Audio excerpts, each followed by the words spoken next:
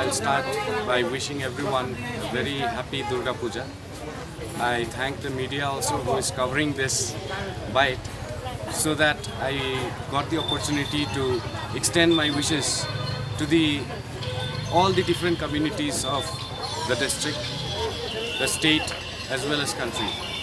At this auspicious time of celebrating our Durga Puja, I extend my heartfelt good wishes and my prayers that we as human beings remain honest, humble and have a brotherhood, a sense of brotherhood amongst us.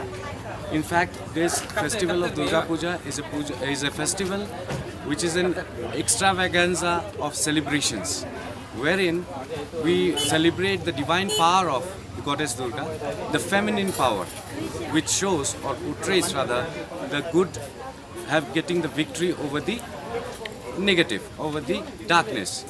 And by celebrating this puja, we also spread the message of peace and prosperity to the entire humankind all over the world.